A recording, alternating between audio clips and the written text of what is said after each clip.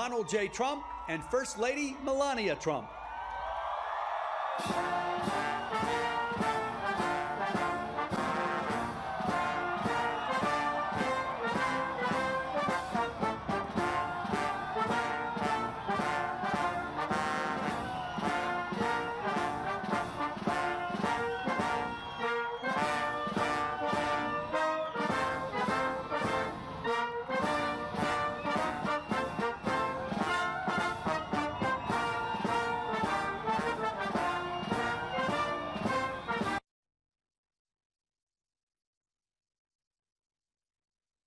Please rise for the playing of the national anthem.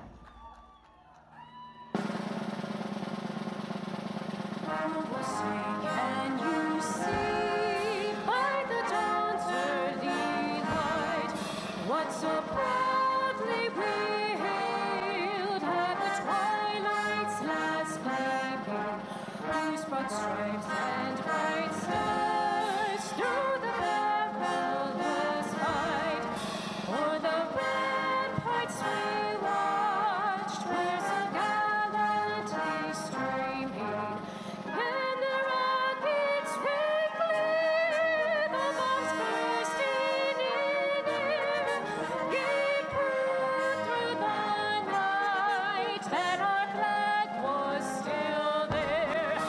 Oh, see does that star-spangled banner yet wave, o'er the land and on the free, and the home of the brave.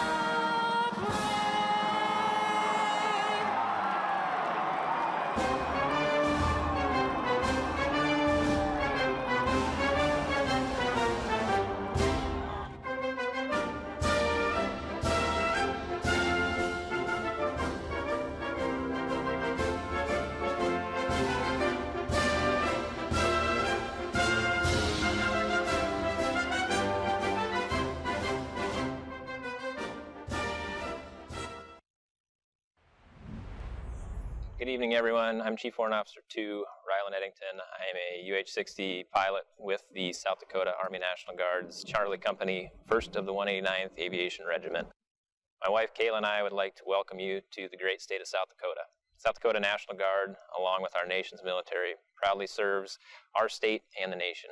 Whether at home or overseas, we stand ready to support and defend the citizens of South Dakota and the United States. Thank you for your continued support of our armed forces.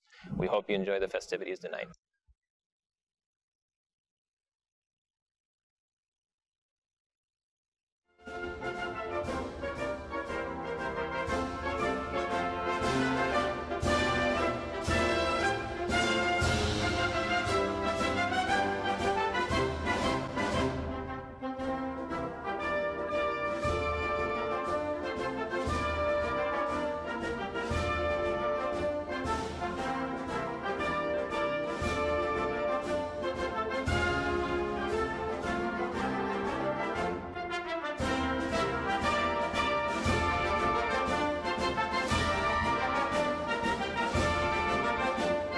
Senior Mess Sergeant Chad Wynot. I'm the Aircraft Production Superintendent at the 114th Fighter Wing.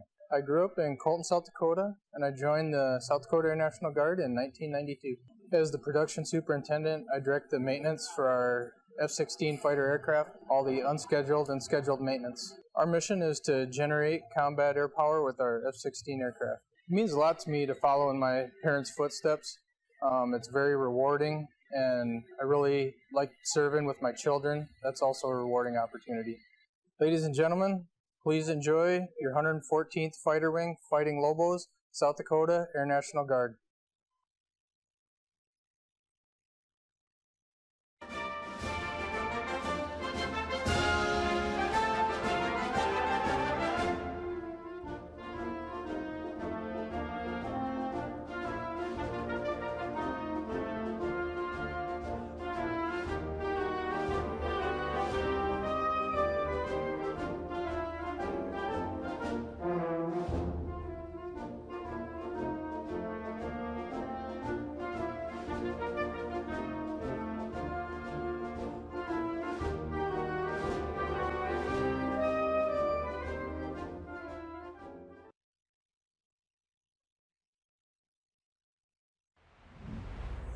Good evening, everyone. I'm Captain Justin Purge Nichols from Pierce, South Dakota. I'm a B-1 bomber pilot and proud member of the world-famous 34th Bomb Squadron Thunderbirds at Ellsworth Air Force Base. I'm Captain Garrett Boom Mack from Rapid City, South Dakota. I'm a B-1 Weapons Systems Officer and proud member of the 37th Bomb Squadron Tigers at Ellsworth. Coming up, you will witness the awesome power of the B-1B Lancer, a strategic bomber capable of long-range, long-duration missions with a top speed of 900 miles per hour, carrying the largest payload of both guided and unguided weapons in the Air Force inventory. We hope you enjoy the show. Happy birthday, America.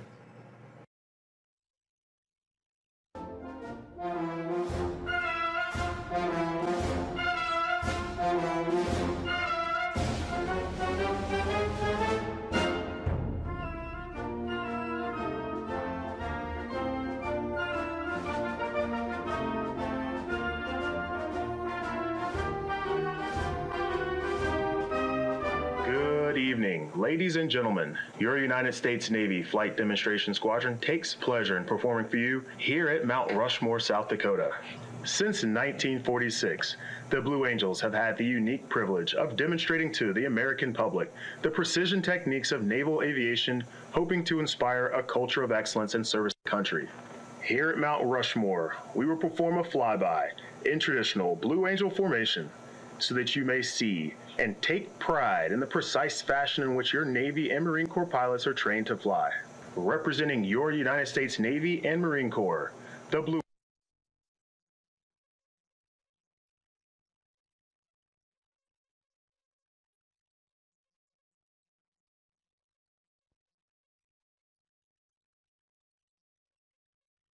Ladies and gentlemen, please welcome former host of Entertainment Tonight and your Master of Ceremonies, Mary Hart.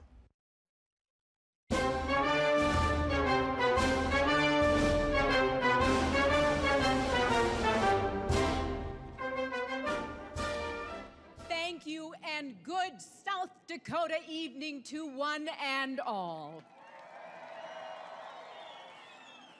We welcome you, President Trump, our First Lady Melania, and your whole family. There are so many people I want to introduce very quickly, but I want to say thank you, Governor Noem, for making this possible.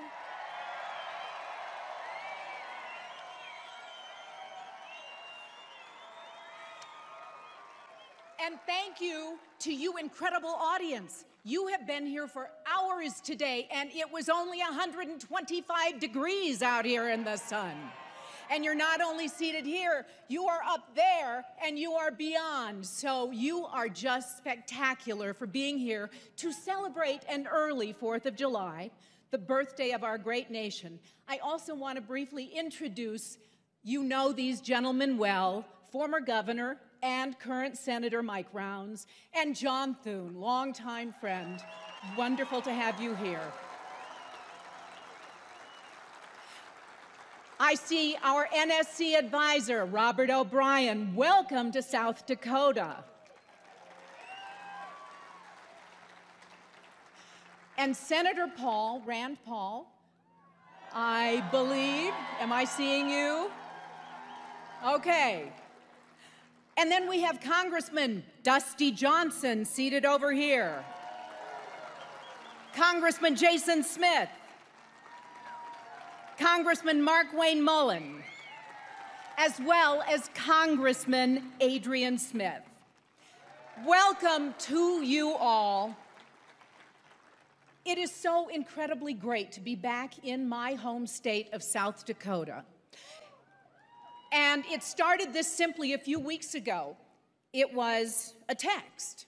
Isn't that the way all of our important events occur in our lives these days? Did you get my voicemail, Mary? Christy. I texted back, no, when did you leave it? Next second, the phone rings. It's Governor Noem saying, hey, Mary, I have a favor to ask of you. Would you consider?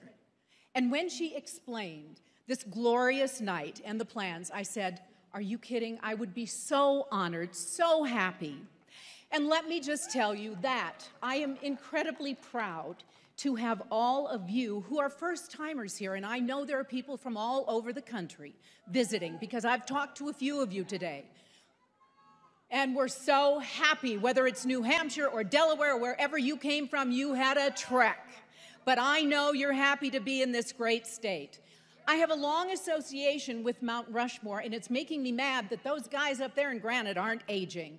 Because, yeah, as a young kid, I was here with my family. And then, as Miss South Dakota, and I thank you.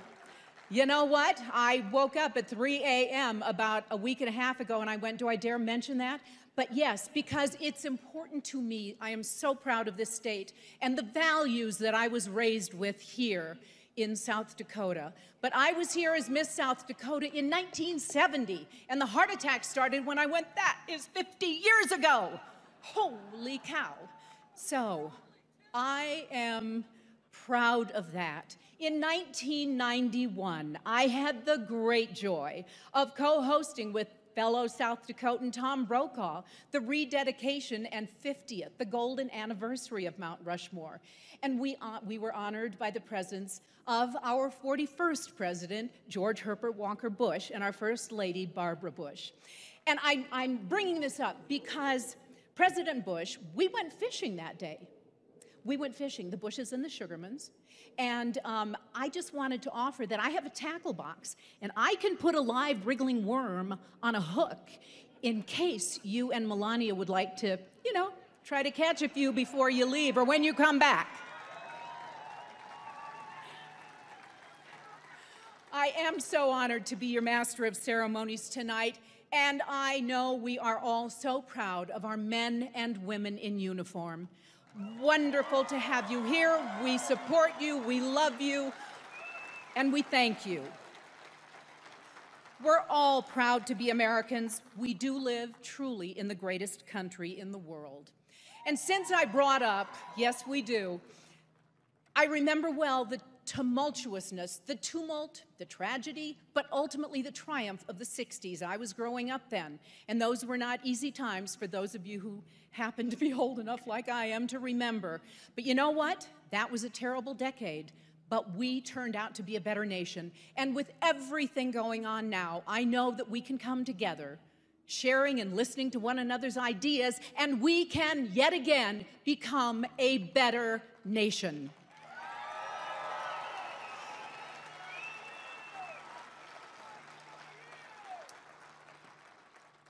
It has been 11 years since fireworks were last seen here on Mount Rushmore, and we are so excited to bring them back. And I would like to thank Secretary Bernhardt, our Interior Secretary, for helping Governor Noem, and thank you, President Trump, for making this beautiful evening happen.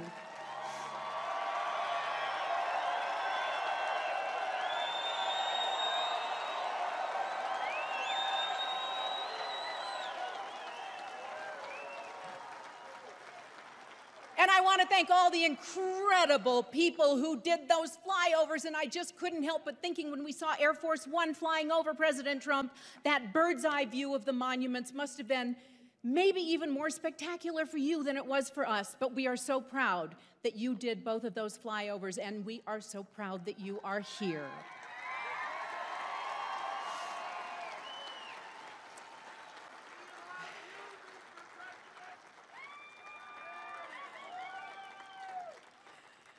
And now I would like to introduce our first speaker, a very special woman, someone who I have gotten to know through the years. You have gotten to know her, you fellow South Dakotans. She is a leader consistently challenging the status quo and working to make her state stronger for the next generation. She's a lifelong South Dakotan, and from the time she could walk, she worked beside her dad on the ranch. I love her too. In college, she married Brian, another South Dakota farm kid. She first got involved in politics after her father's tragic death, serving as a citizen legislator in the South Dakota State Legislature from 2007 to 2010. Before serving South Dakota in the U.S. House of Representatives from 2011 to 2018. She recently gained national attention for her response to national events, including COVID-19, protests, and efforts to rewrite American history.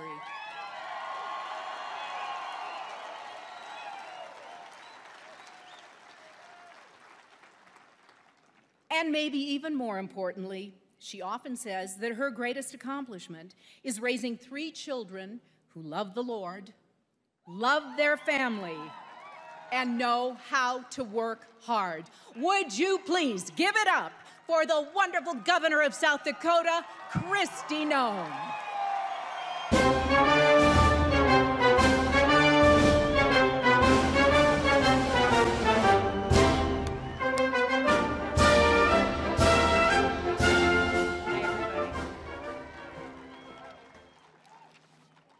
Good evening. You all look so good. Wow, thank you for coming. Mary, you are just absolutely wonderful. Aren't we proud of Mary Hart?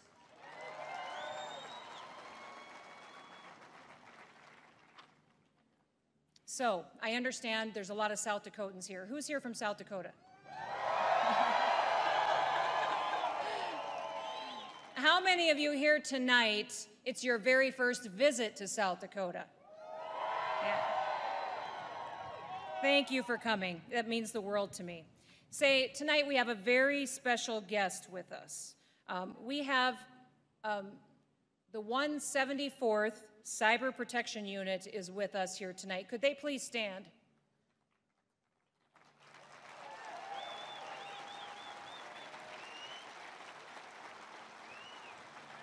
Folks, these soldiers were deployed for 13 months as a part of Operation Enduring Freedom, and they never got a welcome home.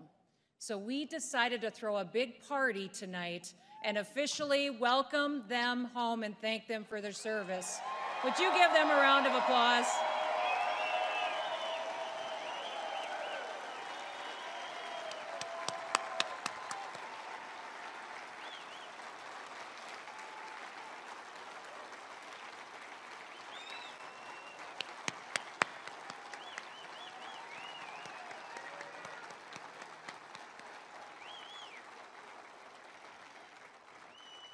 Thank you for your service.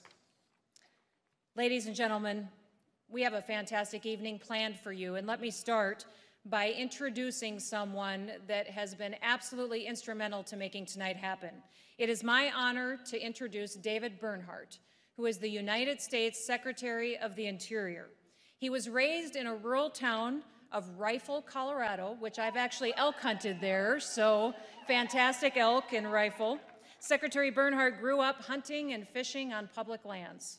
He also has legal, policy, and administrative experience. He served nearly a decade in senior level positions at the department, including as solicitor and deputy secretary.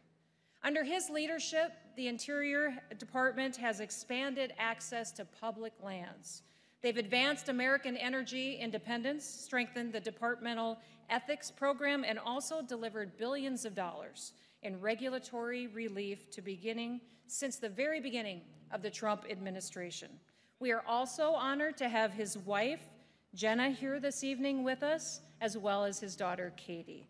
So ladies and gentlemen, would you please join me in welcoming the United States Secretary of the Interior, David Bernhardt.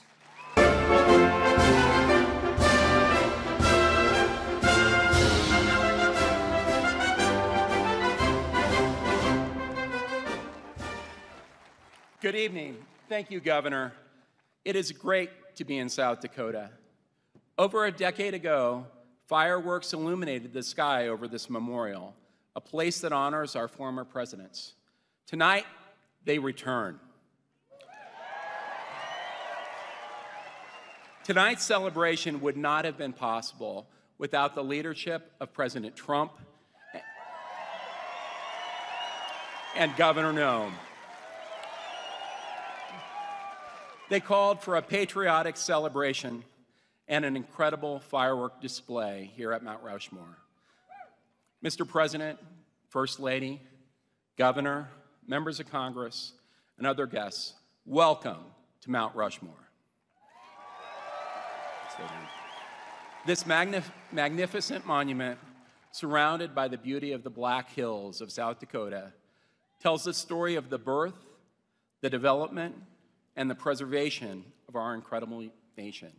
Few places are more central to the collective American identity than Mount Rushmore. Overlooking us are George Washington, Thomas Jefferson, Abraham Lincoln, and Teddy Roosevelt. These great leaders forged our great nation and preserved it. The Department of the Interior's National Park Service is entrusted as the steward and the guardian of our national parks, monuments, and battlefields, all of which tell American story. This story includes moments of great triumph, as well as setbacks and challenges. Reflecting upon these moments in our history provides solace, rejuvenation, and inspiration to all of us. Please join me in giving a hand of thanks to the wonderful employees of our National Park Service, and particularly those here at Mount Rushmore who have worked tirelessly to put this event on. Thank you.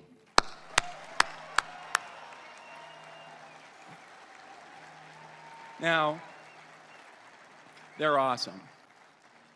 Now, as we are under the gaze of Teddy Roosevelt, I cannot help but note that it was through President Roosevelt's leadership and resolve that we were able to enjoy the public lands and experience our national parks. And it is in Roosevelt's conservation spirit that earlier this year, President Trump called on Congress to pass a historic agreement investing in our public lands. Last month, the Senate passed legislation that he called for, and later this month, we expect Congress will approve legislation to provide our national parks and public lands with the most significant investment in generations so that our children and grandchildren can fully enjoy the splendors of sites like Mount Rushmore. Thank you, Mr. President. Thank you. On this date, in 1776, John Adams described his vision of how we should celebrate our nation's independence. He said it should be marked with pomp and parade, with shows, games, sports, guns, bells, bonfires, and illuminations, from one end of the continent to the other. 244 years later, President Trump fosters Adams' vision, even in times of challenge. Adams recognized, it's pretty awesome, Adams recognized that our Independence Day would bring American people together. By doing so, we can each reflect on and appreciate the principles and freedoms that bind us together to make America the greatest nation on the planet. Thank you, and God bless America.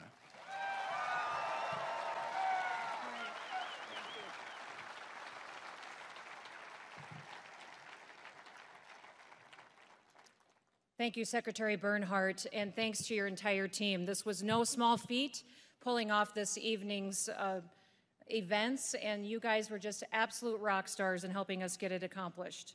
It is so good to be with all of you tonight. I just appreciate you coming and helping us celebrate our Independence Day. We have been working since before I was even sworn in as governor to get to this night tonight. In fact, when we had the ticket system set up, we had over 125,000 people sign up in a 3-day period to get to be one of the 7,500 people that are sitting here tonight in these seats for this celebration. Congratulations to all of you that are here in place.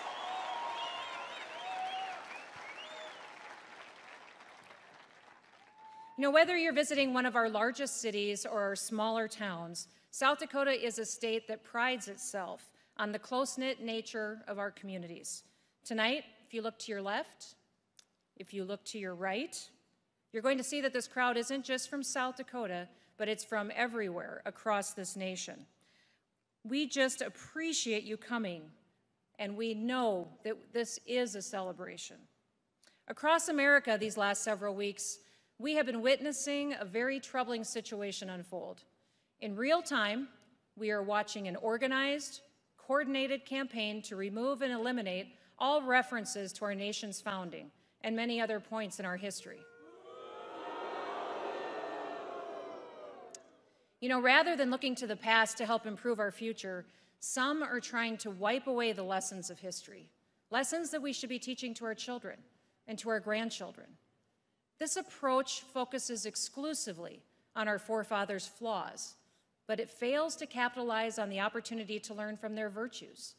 Make no mistake, this is being done deliberately to discredit America's founding principles by discrediting the individuals who formed them, so that America can be remade into a different political image.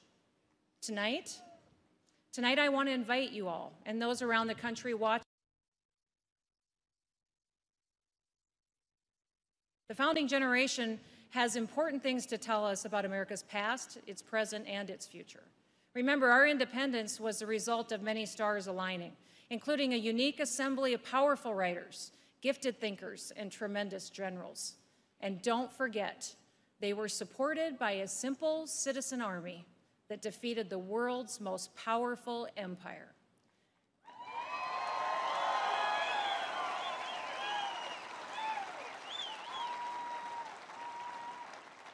Against all odds and incredible struggle, we can find examples of perseverance, dedication, and commitment to certain fundamental truths. These men did not stage a revolt against the Kingdom of Great Britain for personal gain or for personal power. They did it because they knew they had to, in order to defend their rights to live, work, and worship as they saw fit. You know, following the British defeat, we could have had a king, but instead, we had a man who walked away from his position as commander-in-chief, and then he also walked away from the presidency. These examples, like so many others, rarely make the cut when looking back on their lives, but they undoubtedly serve as an illustration of all that Americans should emulate. Now, towards this effort, the signers of the Declaration of Independence pledged their lives and their sacred honor. The Declaration is arguably one of the most important statements of purpose ever written, not just because it serves as a justification for our independence to the entire world, but also because it has led to our prosperity and inspired many other nations and peoples to seek freedom. These words are not remembered nearly enough today. We hold these truths to be self-evident, that all men are created equal, that they are endowed by their Creator with certain unalienable rights, and among those are life, liberty, and the pursuit of happiness. That to secure these rights, governments are instituted among men, deriving their just powers from the consent of the governed.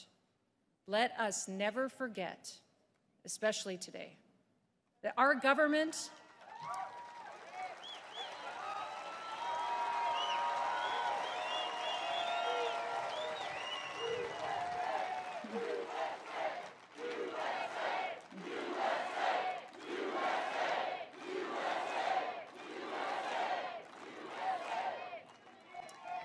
Let us never forget that today, that our government has the power that it does because the people have consented to it.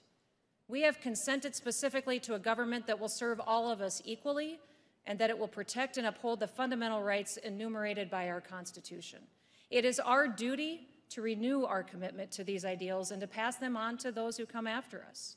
These ideals cannot be dismissed as the irrelevant opinions of flawed men. Our founders had their flaws, certainly, but to use those flaws to condemn their ideals is unjust and self-defeating. How many of us have lived up to our own ideals? Without the words, the ideals, and the sacrifices of these few, the world would not have a ringing example of true freedom.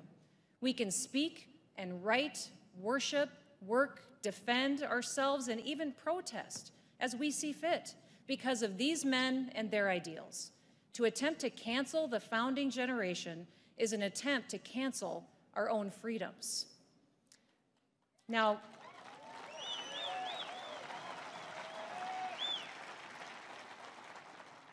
the rich and beautiful lands on which many of us live and in which we're now standing today are the result of men and women searching for more. At times, especially today, it seems like we're often paralyzed by the present and we're defeatist about the future. Our country was founded by dissidents and people seeking to make a better life for themselves and for their children. People all over the world continue to flock to America today. The simple reason is that it is our commitment to the ideals that were laid out by our forefathers. The struggle to maintain the Union was about the proposition that America must live up to the principles articulated in the Declaration. And America's rebirth allowed a fuller realization of the fundamental purposes of government articulated in the Declaration. In 1862, a simple question was put before Congress: can we do better? Our choice was clear. We could either nobly save or meanly lose the last best hope on earth. The way is plain, peaceful, generous, just, a way which, if followed, the world will forever applaud. The men and women who built this country envisioned an America that would project a positive influence throughout the world, to spread the values of the rule of law, optimism, and liberty to places that had not known them. They also took on the mission of protecting the natural wonders of the West, something all of us sitting here tonight can be thankful for. In particular, I think many of us, especially those of us that are on the political front lines, would be wise to remember. It is not the critic who counts, not the man who points out how the strong man stumbles or where the doer of deeds could have done them better.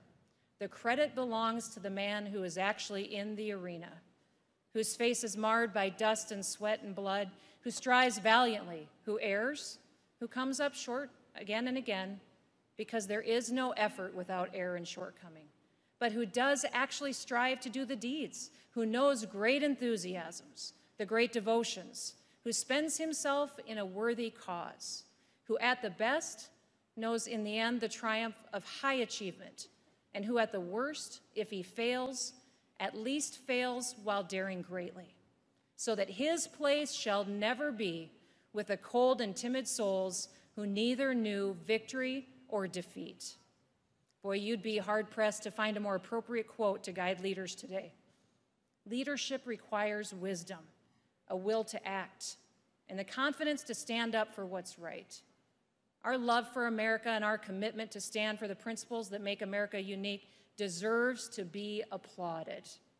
We honor these men and women for their contributions, their leadership, all the positive things that they represent, the things that make America unique, and call us to live up to our promises.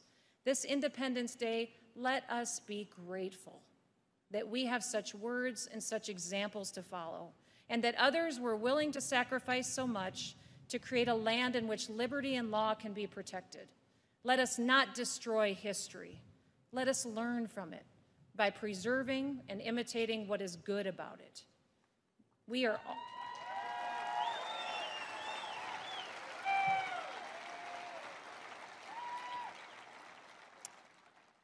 are all committed to a country where any person, regardless of their standing at birth, can make anything of themselves. This applied to me. I was just a farm kid. Now I'm the first female governor of South Dakota.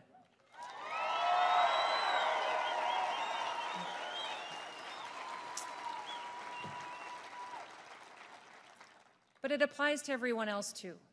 Let us, like our founding fathers, pledge our own lives, our fortunes, our sacred honor to the cause of liberty and self-government, so that we may continue to have the freedom to follow our conscience, to build our lives, and to live in peace. Now, I want to introduce someone who understands precisely what it means to brave the dangers of the arena.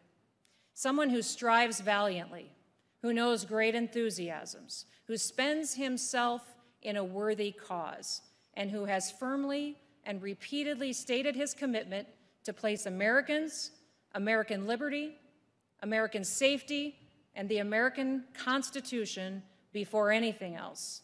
I am talking, of course, about President Donald Trump.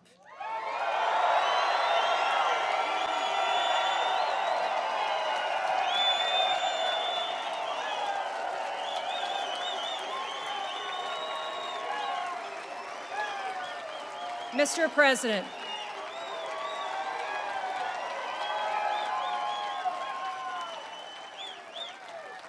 Mr. President, welcome to South Dakota, and thank you. Thank you for your efforts to bring this beautiful celebration of American independence, history, and liberty to fruition. Thank you for your efforts to remind the American people that they provide the consent of the governed on which the legitimate government depends. Ladies and gentlemen, President Donald Trump.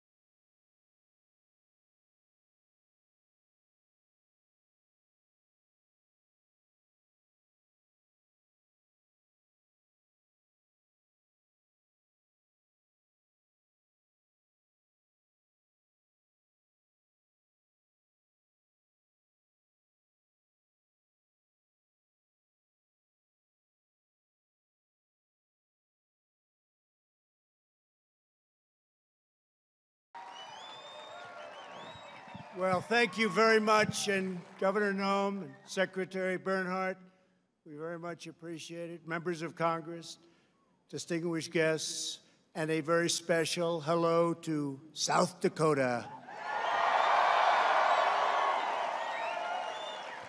As we begin this 4th of July weekend, the First Lady and I would wish each and every one of you a very, very happy Independence Day. Thank you. Let us show our appreciation to the South Dakota Army and Air National Guard and the U.S. Air Force for inspiring us with that magnificent display of American air power. And of course, our gratitude, as always, to the legendary and very talented Blue Angels. Thank you very much. Let us also send our deepest thanks to our wonderful veterans, law enforcement, first responders, and the doctors, nurses, and scientists working tirelessly to kill the virus. They are working hard. I want to thank them very, very much. We're grateful as well to your state's congressional delegation, Senator John Thune. John, thank you very much. Senator Mike Rounds. Thank you, Mike.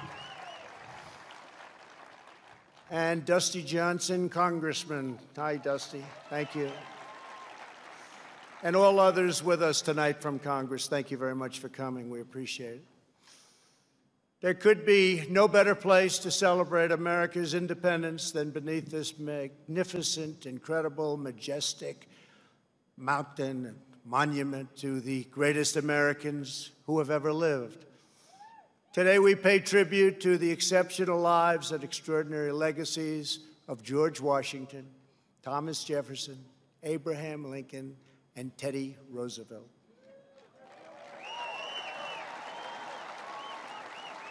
I am here as your president to proclaim before the country and before the world This monument will never be desecrated. These heroes will never be defaced. Their legacy will never, ever be destroyed. Their achievements will never be forgotten. And Mount Rushmore will stand forever as an eternal tribute to our forefathers and to our freedom.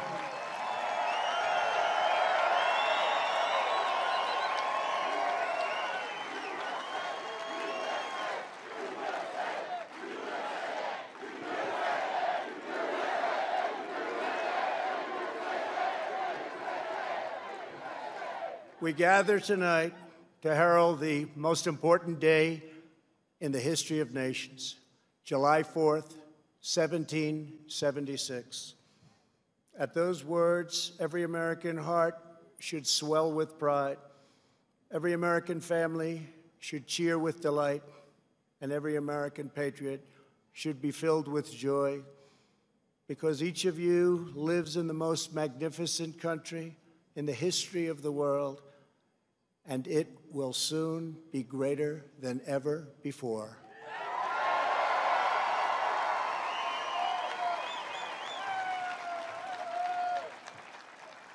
Our founders launched not only a revolution in government, but a revolution in the pursuit of justice, equality, liberty, and prosperity.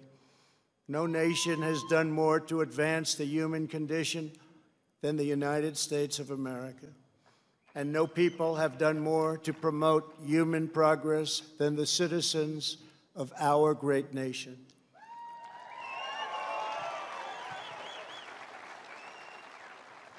It was all made possible by the courage of 56 patriots who gathered in Philadelphia 244 years ago and signed the Declaration of Independence.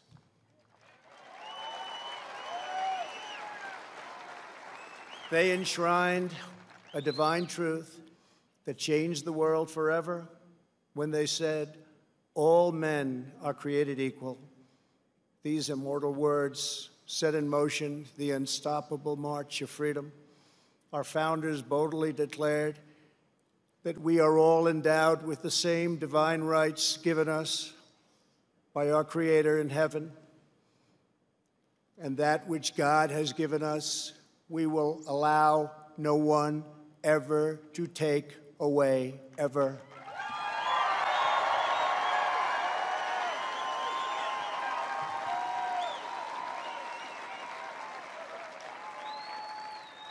"1776 represented the culmination of thousands of years of Western civilization and the triumph of not only spirit, but of wisdom, philosophy, and reason. And yet, as we meet here tonight, there is a growing danger that threatens every blessing our ancestors fought so hard for, struggled, they bled to secure. Our nation is witnessing a merciless campaign to wipe out our history, defame our heroes, erase our values, and indoctrinate our children.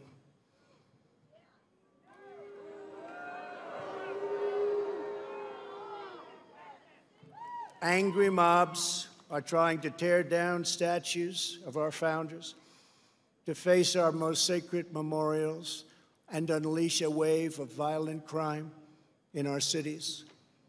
Many of these people have no idea why they're doing this, but some know exactly what they are doing. They think the American people are weak and soft and submissive. But no, the American people are strong and proud, and they will not allow our country and all of its values, history, and culture to be taken from them.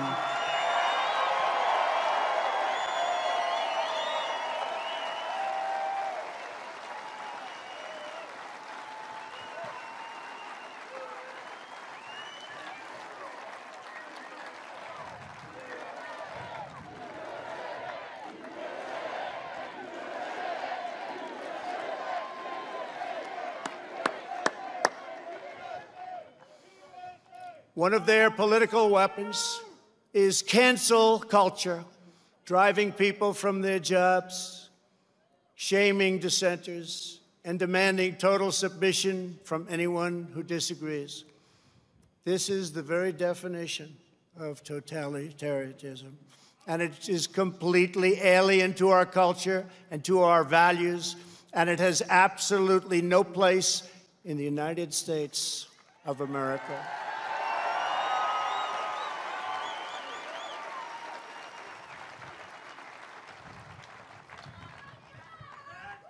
This attack on our liberty, our magnificent liberty, must be stopped, and it will be stopped very quickly.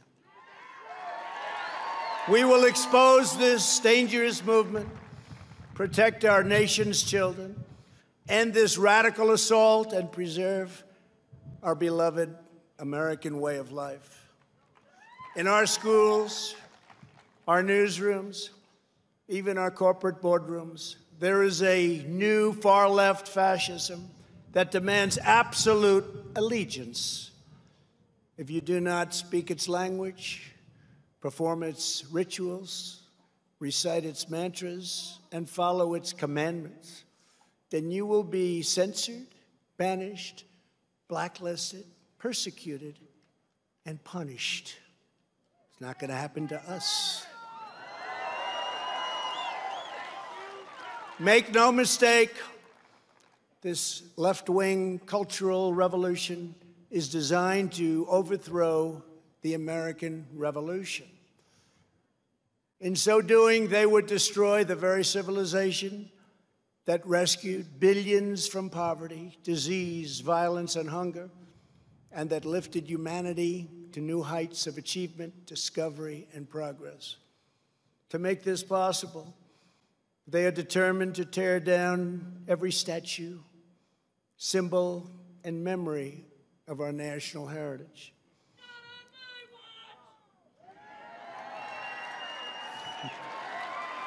True. That's very true, actually.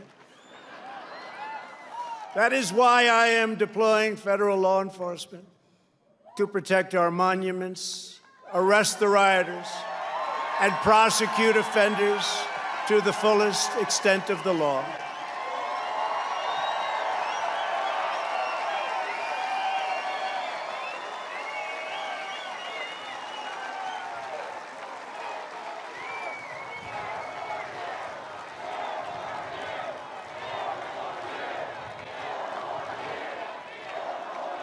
Thank you. I am pleased to report that yesterday, federal agents arrested the suspected ringleader of the attack on the statue of the great Andrew Jackson in Washington, D.C. And in addition, hundreds more have been arrested. Under the executive order I signed last week, pertaining to the Veterans Memorial Preservation and Recognition Act and other laws, people who damage or deface federal statues or monuments will get a minimum of 10 years in prison.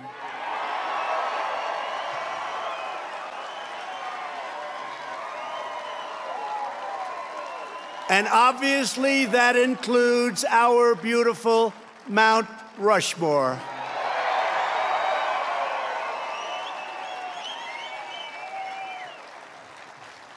Our people have a great memory. They will never forget the destruction of statues and monuments to George Washington, Abraham Lincoln, Ulysses S. Grant, abolitionists, and many others. The violent mayhem we have seen in the streets and cities that are run by liberal Democrats in every case is the predictable result of years of extreme indoctrination and bias in education, journalism, and other cultural institutions. Against every law of society and nature, our children are taught in school to hate their own country and to believe that the men and women who built it were not heroes, but that were villains. The radical view of American history is a web of lies. All perspective is removed. Every virtue is obscured. Every motive is twisted. Every fact is distorted. And every flaw is magnified until the history is purged and the record is disfigured beyond all recognition. This movement is openly attacking the legacies of every person on Mount Rushmore. They defile the memory of Washington, Jefferson, Lincoln, and Roosevelt. Today, we will set history and history's records straight.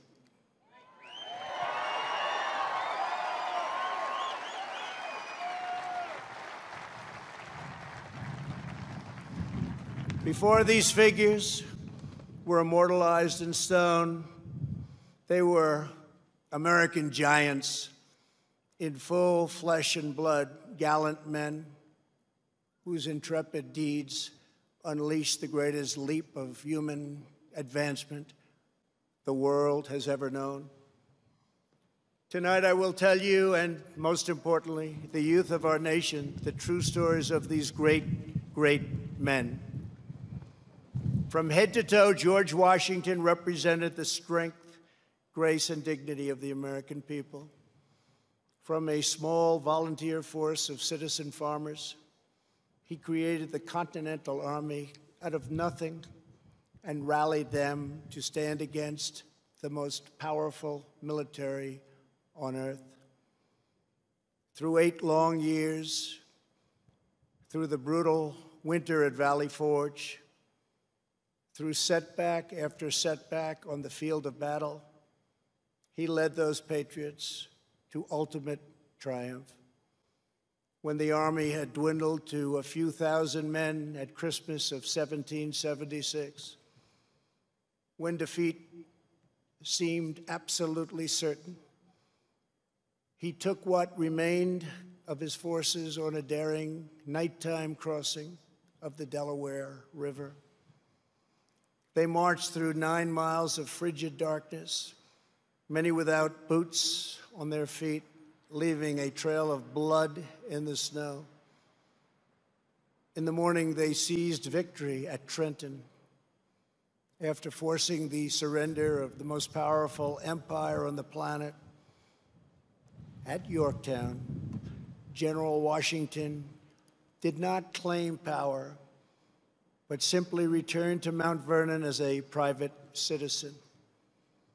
When called upon again, he presided over the Constitutional Convention in Philadelphia and was unanimously elected our first president.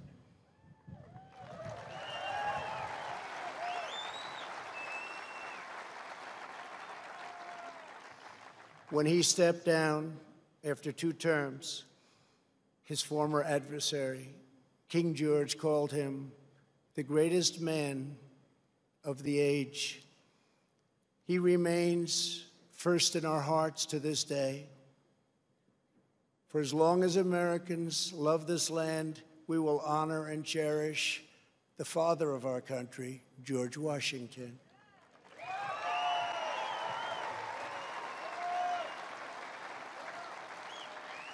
He will never be removed, abolished, and most of all, he will never be forgotten.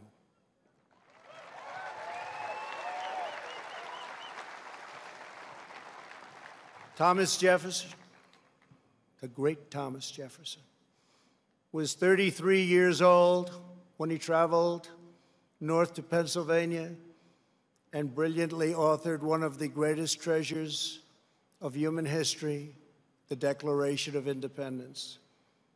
He also drafted Virginia's Constitution and conceived and wrote the Virginia Statute for Religious Freedom, a model for our cherished First Amendment. After serving as the first Secretary of State and then vice president, he was elected to the presidency. He ordered American warriors to crush Barbary pirates. He doubled the size of our nation with the Louisiana Purchase. And he sent the famous explorers Lewis and Clark into the West on a daring expedition to the Pacific Ocean. He was an architect, an inventor, a diplomat, a scholar, the founder of one of the world's great universities, and an ardent defender of liberty. Americans will forever admire the author of American freedom, Thomas Jefferson.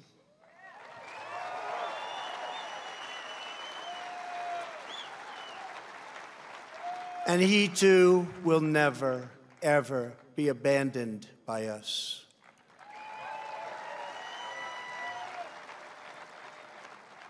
Abraham Lincoln, the savior of our Union, was a self-taught country lawyer who grew up in a log cabin on the American frontier. The first Republican president, he rose to high office from obscurity based on a force and clarity of his anti-slavery convictions, very, very strong convictions. He signed the law that built the Transcontinental Railroad. He signed the Homestead Act, given to some incredible scholars as simply defined ordinary citizens free land to settle anywhere in the American West. And he led the country through the darkest hours of American history, giving every ounce of strength that he had to ensure that government of the people, by the people, and for the people did not perish from this earth.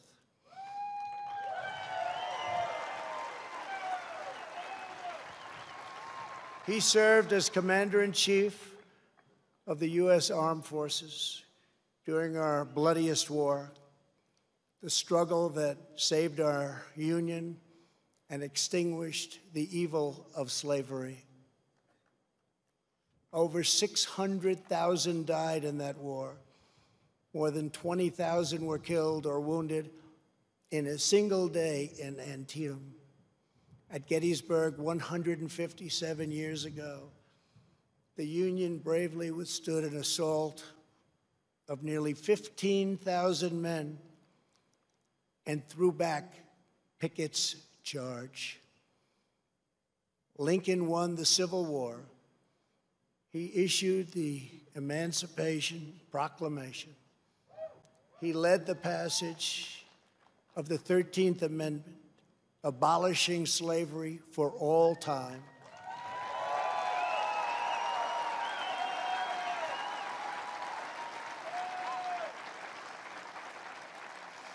And ultimately, his determination to preserve our nation and our Union cost him his life.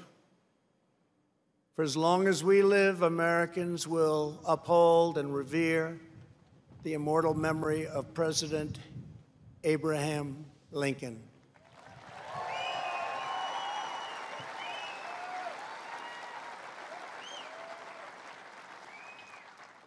Theodore Roosevelt exemplified the unbridled confidence of our national culture and identity. He saw the towering grandeur of America's mission in the world, and he pursued it with overwhelming energy and zeal. As a lieutenant colonel during the Spanish-American War, he led the famous Rough Riders to defeat the enemy at San Juan Hill.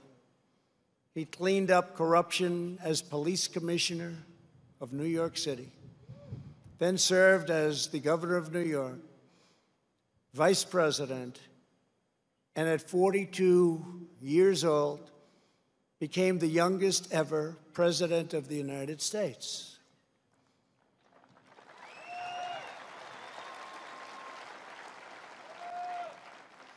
He sent our great new naval fleet around the globe to announce America's arrival as a world power. He gave us many of our national parks, including the Grand Canyon. He oversaw the construction of the awe-inspiring Panama Canal. And he is the only person ever awarded both the Nobel Peace Prize and the Congressional Medal of Honor. He was American freedom personified in full. The American people will never relinquish the bold, beautiful, and untamed spirit of Theodore Roosevelt.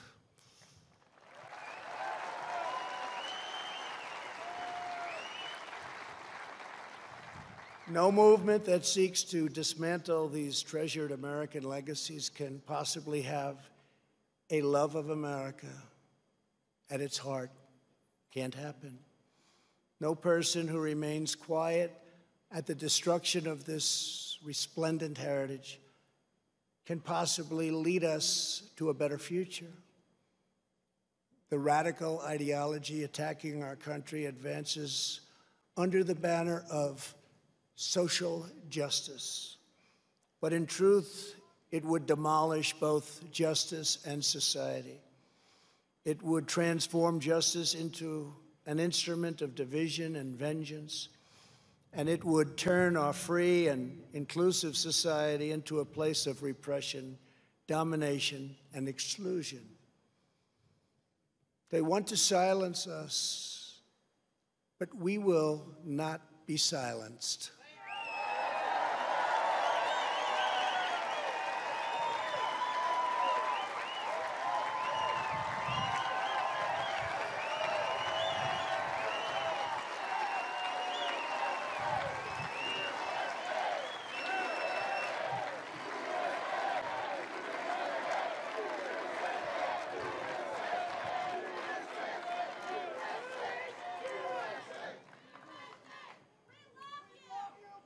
Thank you. Thank you very much. Thank you very much. We will state the truth in full without apology.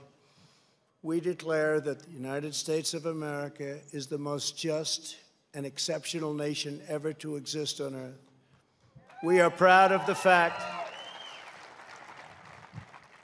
that our country was founded on Judeo-Christian principles, and we understand that these values have dramatically advanced the cause of peace and justice throughout the world. We know that the American family is the bedrock of American life. We recognize the solemn right and moral duty of every nation to secure its borders.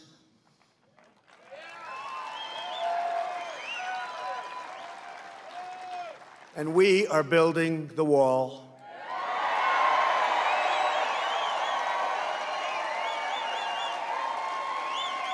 We remember that governments exist to protect the safety and happiness of their own people. A nation must care for its own citizens first. We must take care of America first. It's time. We believe in equal opportunity, equal justice, and equal treatment for citizens of every race, background, religion, and creed. Every child of every color, born and unborn, is made in the holy image of God.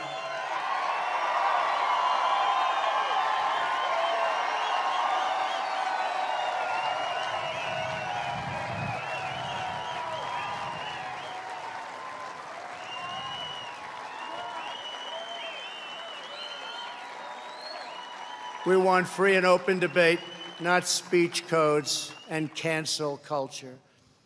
We embrace tolerance, not prejudice. We support the courageous men and women of law enforcement.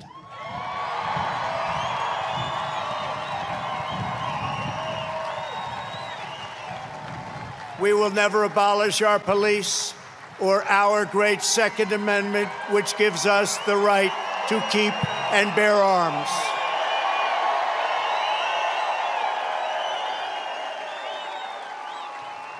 We believe that our children should be taught to love their country, honor their history, and respect our great American flag.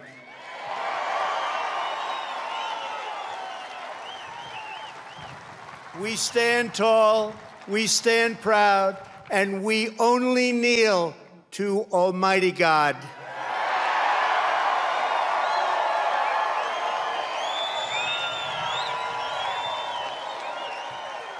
This is who we are.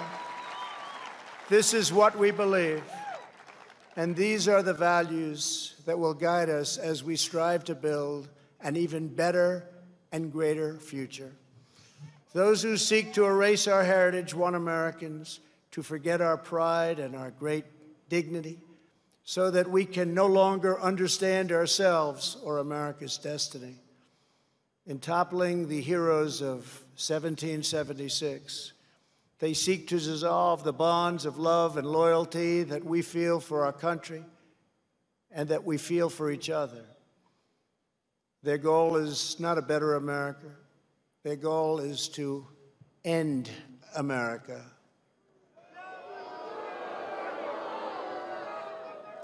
In its place, they want power for themselves. But just as patriots did in centuries past, the American people will stand in their way, and we will win, and win quickly and with great dignity. We will never let them rip America's heroes from our monuments or from our hearts. By tearing down Washington and Jefferson, these radicals would tear down the very heritage for which men gave their lives to win the Civil War.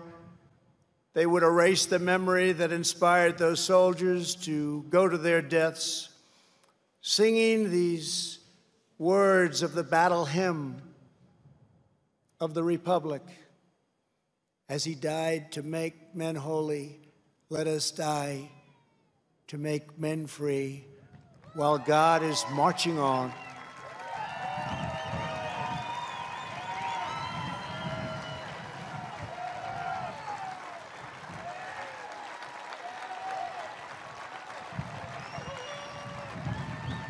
They would tear down the principles that propelled the abolition of slavery and ultimately around the world, ending an evil institution that had plagued humanity for thousands and thousands of years.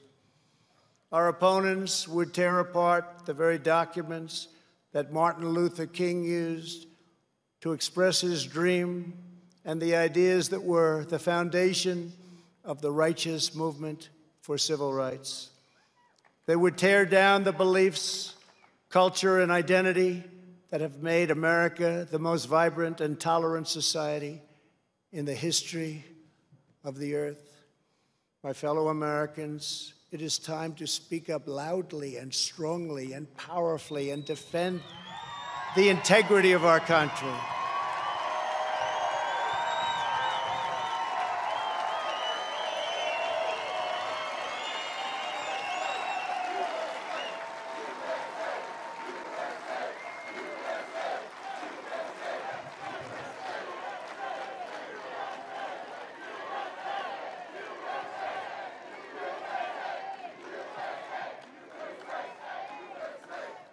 It is time for our politicians to summon the bravery and determination of our American ancestors. It is time. It is time to plant our flag and to protect the greatest of this nation for citizens of every race, in every city, and every part of this glorious land. For the sake of our honor, for the sake of our children, for the sake of our union, we must protect and preserve our history, our heritage, and our great heroes. Here tonight, before the eyes of our forefathers, Americans declare again, as we did 244 years ago, that we will not be tyrannized, we will not be demeaned, and we will not be intimidated by bad, evil people. It will not happen.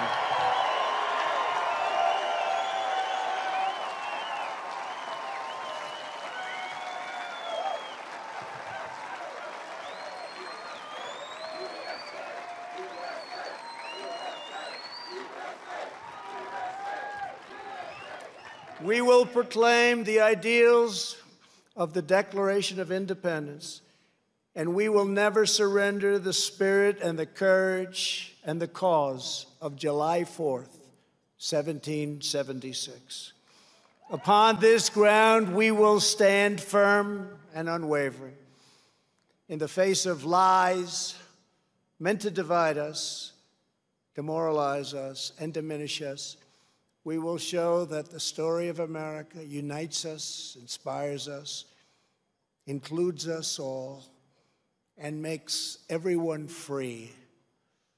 We must demand that our children are taught once again to see America, as did Reverend Martin Luther King when he said that the founders had signed a promissory note to every future generation.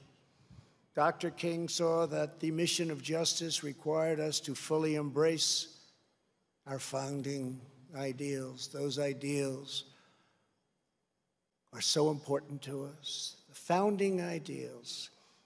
He called on his fellow citizens not to rip down their heritage, but to live up to their heritage.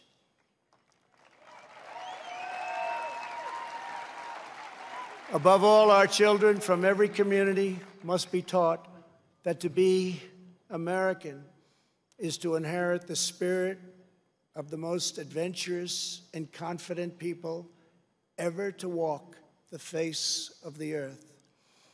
Americans are the people who pursued our manifest destiny across the ocean, into the uncharted wilderness, over the tallest mountains, and then into the skies, and even into the stars. We are the country of Andrew Jackson, Ulysses S. Grant, and Frederick Douglass. We are the land of Wild Bill Hickok and Buffalo Bill Cody. We are the nation that gave rise to the Wright brothers, the Tuskegee Airmen, Harriet Tubman, Clara Barton, Jesse Owens, George Patton, General George Patton, the great Louis Armstrong, Alan Shepard, Elvis Presley, and Muhammad Ali. And only America could have produced them all. No other place. We are the culture that put up the Hoover Dam, laid down the highways, and sculpted the skyline of Manhattan. We are the people who dreamed a spectacular dream. It was called Las Vegas in the Nevada desert.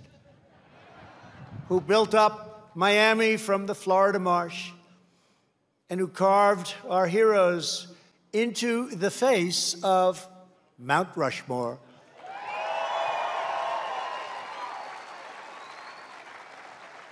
Americans harnessed electricity, split the atom, and gave the world the telephone and the internet.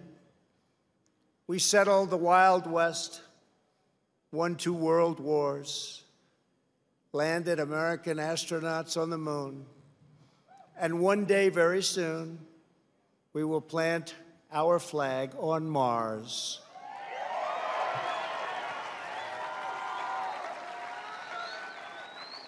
We gave the world the poetry of Walt Whitman, the stories of Mark Twain, the songs of Irving Berlin, the voice of Ella Fitzgerald, the style of Frank Sinatra,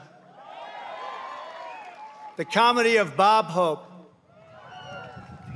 the power of the Saturn V rocket, the toughness of the Ford F-150, and the awesome might of the American aircraft carriers.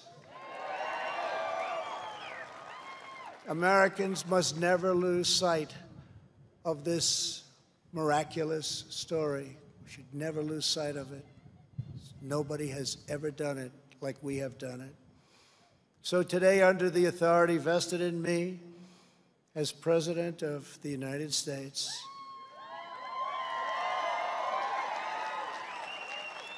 I am announcing the creation of a new monument to the giants of our past.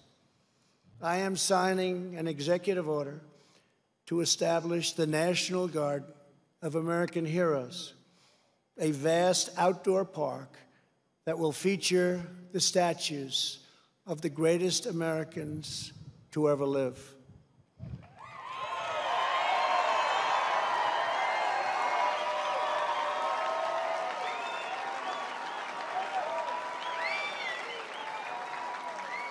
From this night and from this magnificent place, let us go forward united in our purpose and rededicated in our resolve. We will raise the next generation of American patriots. We will write the next thrilling chapter of the American adventure. And we will teach our children to know that they live in a land of legends, that nothing can stop them, and that no one can hold them down. They will know that in America, you can do anything, you can be anything, and together we can achieve anything.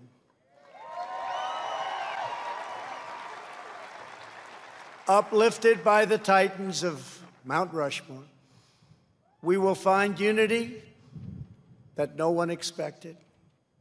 We will make strides that no one thought possible.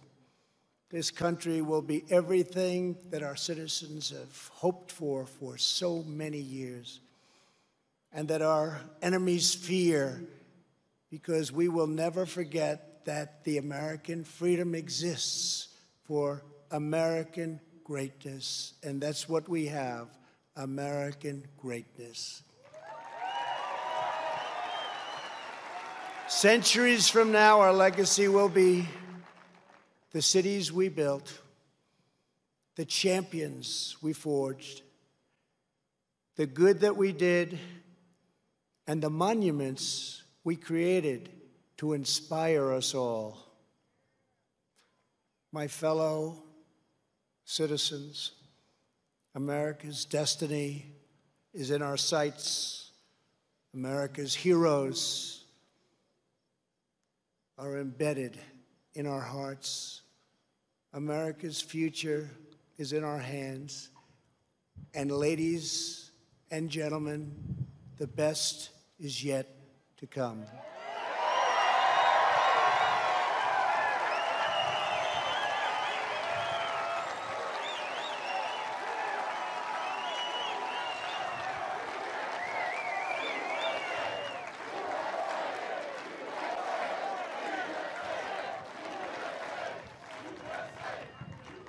This has been a great honor for the First Lady and myself to be with you. I love your state. I love this country. I'd like to wish everybody a very happy 4th of July. To all, God bless you. God bless your families. God bless our great military. And God bless America. Thank you very much. Thank you. And Americans of all ages, welcome to South Dakota's Mount Rushmore Fireworks Celebration. Over the decades, Mount Rushmore National Memorial has grown in fame as a symbol of America, a symbol of freedom and hope for people from all cultures and backgrounds. Tonight, we celebrate our nation's birthday with family and friends across this great land. And now, look to the sky, high above Mount Rushmore, as we proudly present a pyro-musical production, The Spirit of America.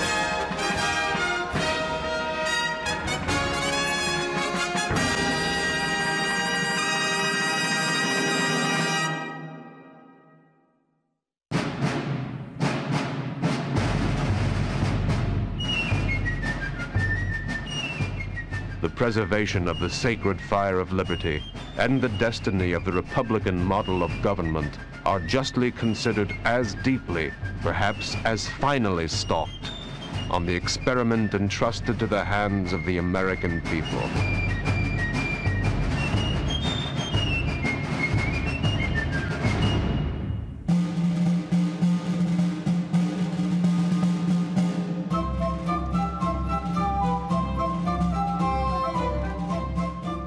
We hold these truths to be self-evident, that all men are created equal, that they are endowed by their Creator with certain unalienable rights, that among these are life, liberty, and the pursuit of happiness.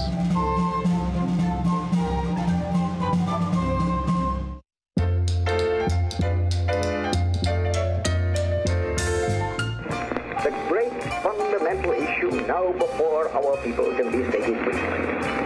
It is, are the American people fit to govern themselves, to rule themselves, to control themselves? I believe they are.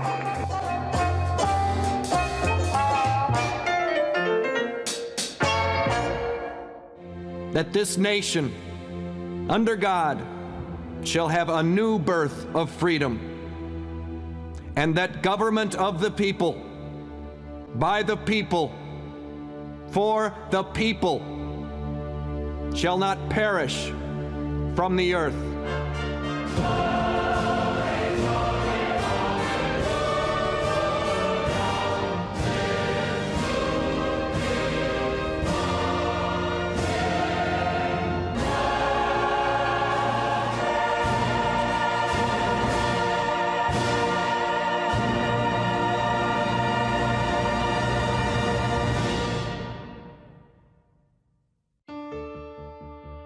In the words of John Adams, Independence Day will be the most memorable in history.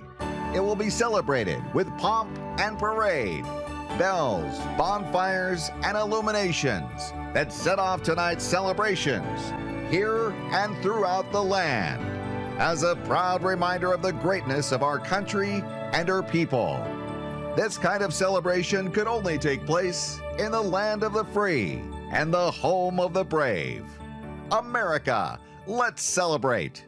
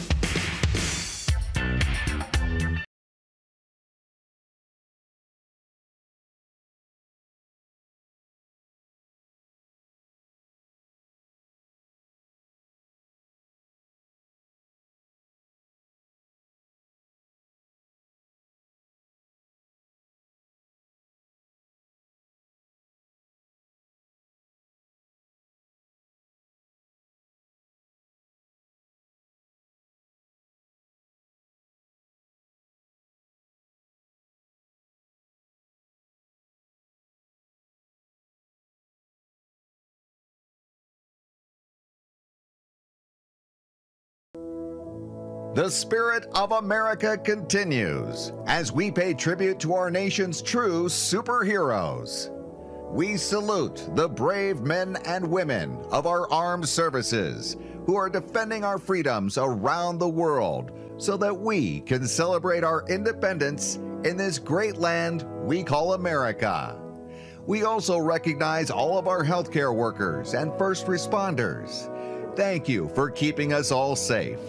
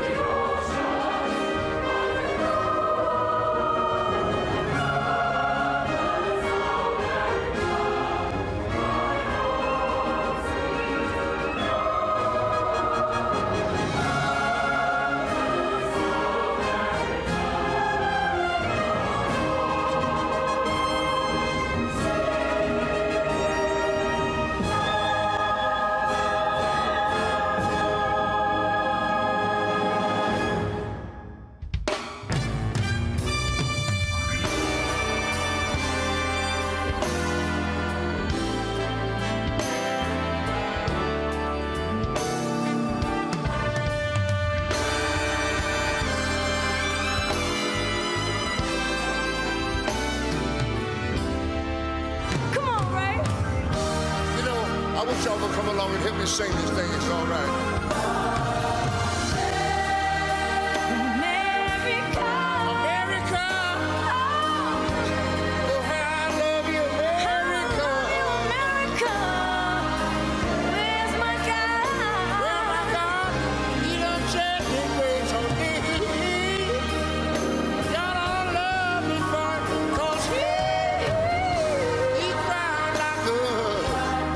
He told me, would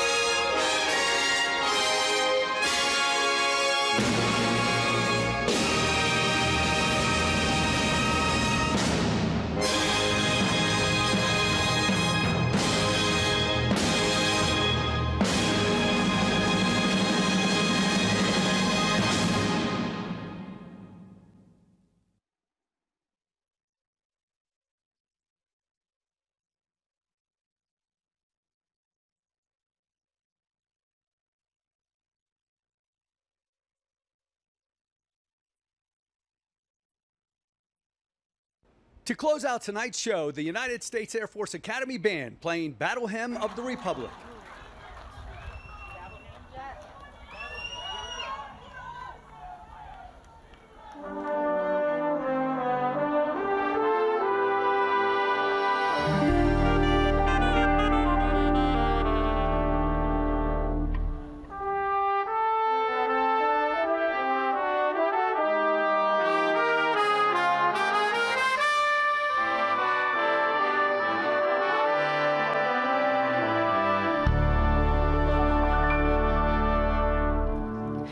Mine eyes have seen the glory of the coming of the Lord. He is trampling out the vintage where the grapes of wrath are stored. He hath loosed his faithful lightning of his terrible swift sword.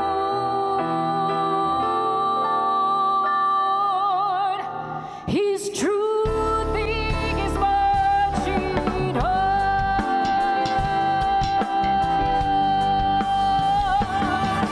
I can see him in the watchtowers of 100 certain camps.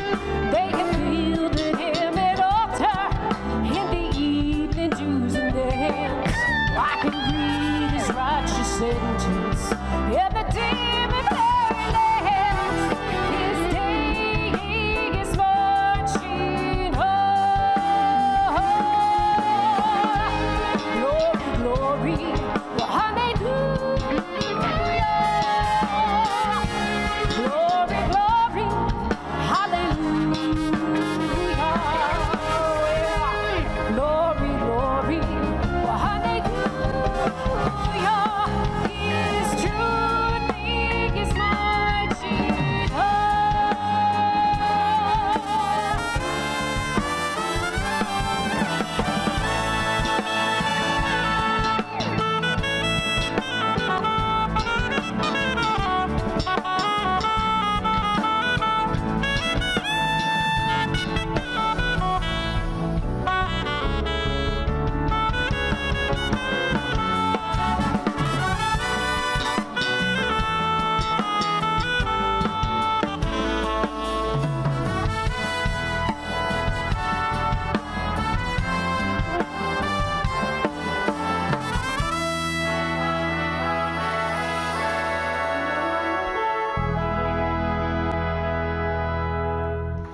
in the beauty of the lilies. Christ was born across the sea. Oh, in the glory in his bosom that transfigures you and me. As he died to make men holy, let us live to make men free. While God is marching on.